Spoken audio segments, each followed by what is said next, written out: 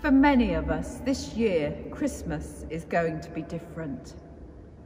We are no longer going to be able to gather with all our friends and family in a way that we perhaps love.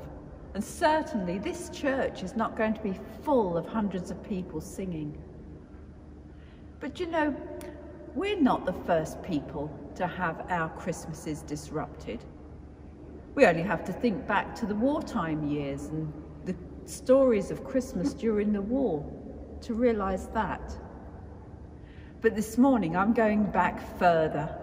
I'm going back to the time of the Puritans, to the 1650s. I've been reading the diary of a gentleman called John Evelyn, and he wrote detailed diaries about his life. And this is what he tells us happened to him in Christmas 1653. I went to London with my wife to celebrate Christmas Day. Mr. Gunning was preaching in the Exeter Chapel, and as the sermon ended and he was given us the Holy Sacrament, the chapel was surrounded by soldiers, and all the communicants and the assembly were surprised and kept prisoner by them, some in the house and some carried away. It fell to my share to be confined to a room in the house, where I was permitted to dine with the master of it. In the afternoon, Colonel Whalley, Gough, and others from Whitehall came to examine us one by one. Some they committed to the marshal, some to prison. When I came before them, they took my name and abode. They examined me why, contrary to the ordinance made, that none should any longer observe the superstitious time of the Nativity, I durst offend, and particularly be found at common prayer, which they told me was but the Mass in English. And why did I pray for Charles Stuart?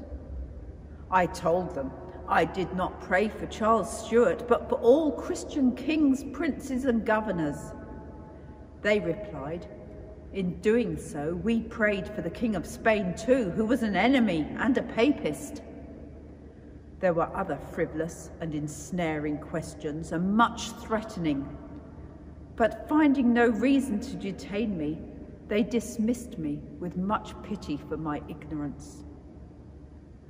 These were men of high flight and above ordinances, and they spoke spiteful things of our Lord's nativity. As we went up to receive the sacrament, the miscreants held their muskets against us, as if they would have shot us at the altar, but yet suffering us to finish the office of communion, and perhaps not having instructions what to do in case they found us in that action, they let us go. I went home late the next day. Blessed be God. Well, I hope your Christmas Day is not as adventurous as that. But however you spend Christmas this year, however different it is, I hope and pray that you have a blessed, healthy and peaceful Christmas.